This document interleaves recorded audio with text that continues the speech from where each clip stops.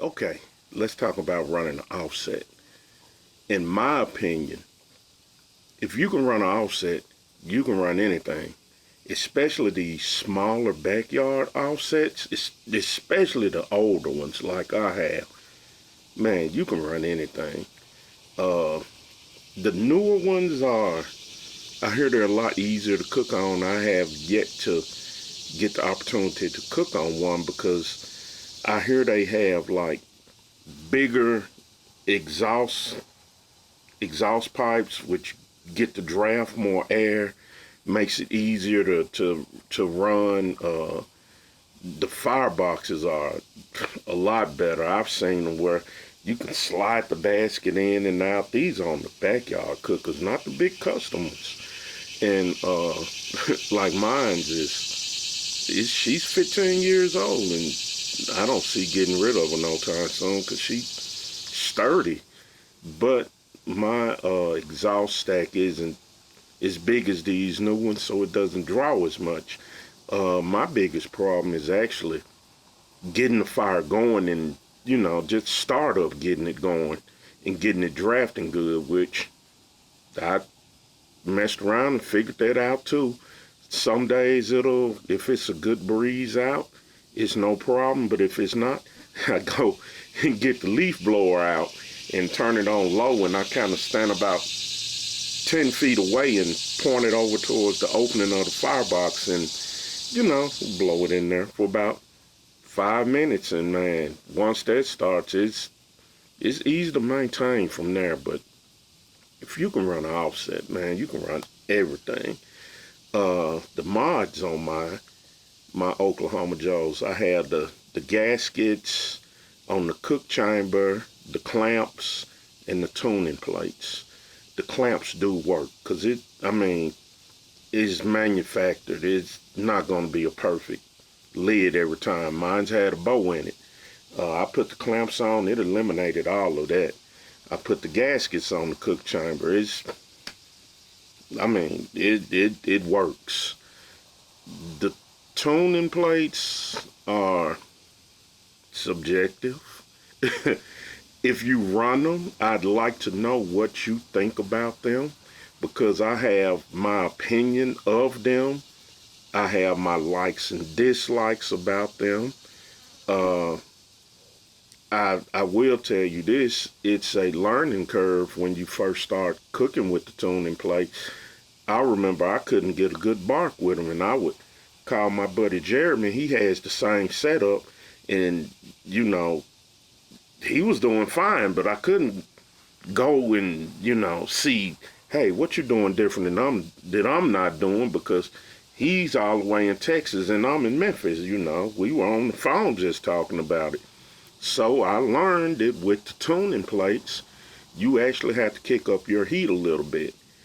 Uh, because with the tuning plate, it's like a baffle or heat deflector, whichever one you want to call it, and you don't get that straight heat. I was used to that straight heat jumping straight into the cook chamber.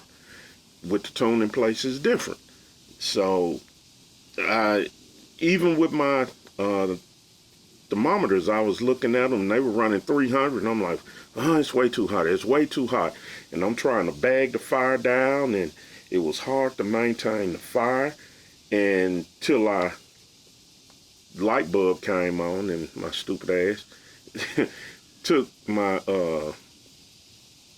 ThermalWorks and started measuring the grate temperature and figured out, yeah, with the tuning plates, you need to run a little hotter than you normally do.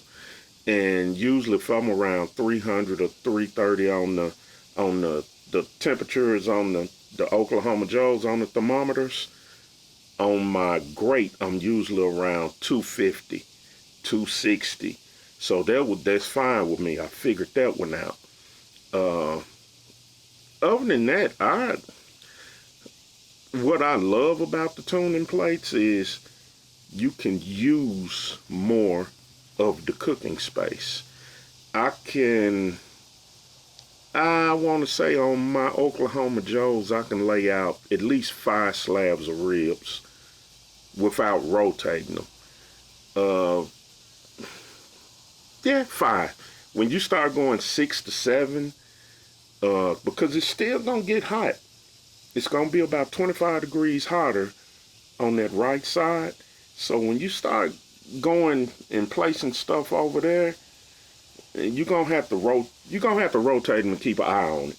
You know, if you want to even cook, because everything on that side gonna cook a hell of a lot faster at 25 degrees. It might not sound like it, but that 25 degrees makes a difference. So that's what I do like about the tuning plates. That's actually what I love about them, because I've got more usable space in the cooker. Other than that, just it's a learning curve going from straight to the tuning plates with your fire. But once you learn, you know, the learning curve of the tuning plates is pretty decent. Offset is still work though. It is work. It's not like the gravity smoker where once I get the temp and set the ThermoPro, that's it.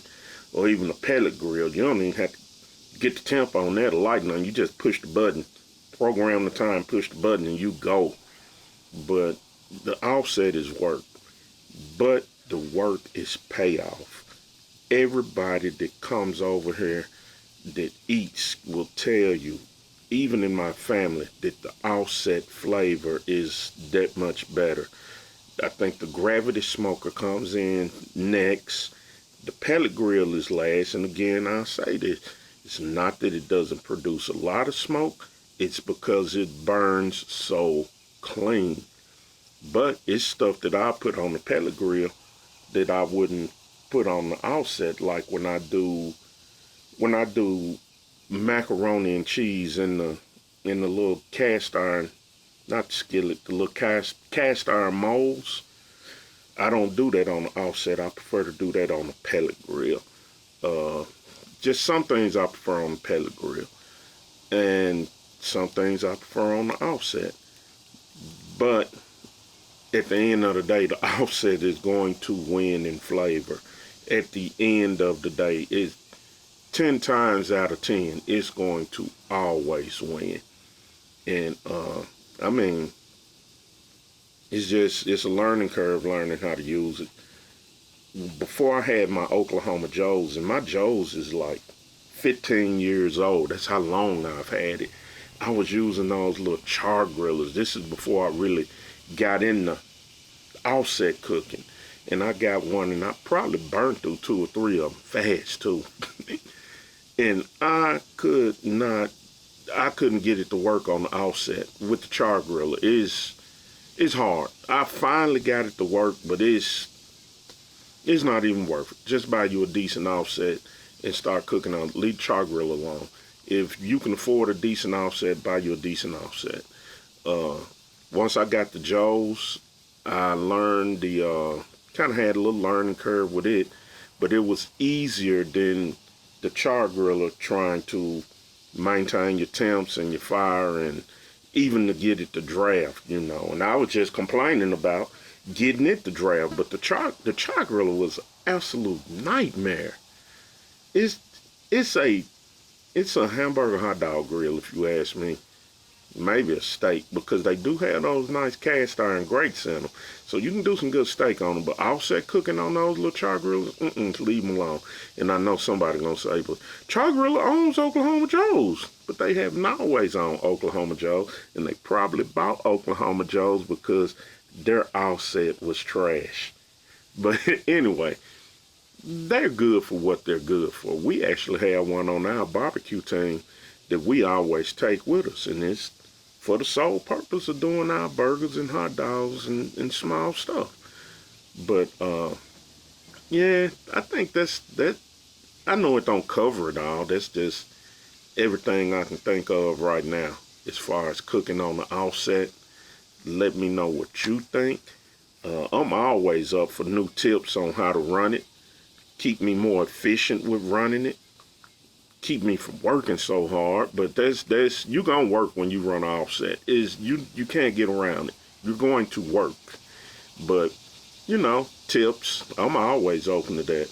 And let me know what you think about tuning plates. If you have tuning plates, do you like them? What you like about them? What you don't like about them? Tips and tricks that you've discovered. Like I forgot who channel I was watching, and I learned, sit your wood on top of your firebox to kind of warm it up, so when you stick it in, it'll catch. Especially on the older one like mine, where my firebox opens. I don't come in from the side with my wood. I actually open it up. So when you open it up, you're letting a lot of your heat out. And you don't want your wood to not be ready when you put it in, because you want it to catch immediately so you can shut it down as fast as you can to maintain that consistent tip. So yeah, if you got any tips or you do it differently, I'm always open up to new techniques. Don't do nothing but make you better. And back to the video.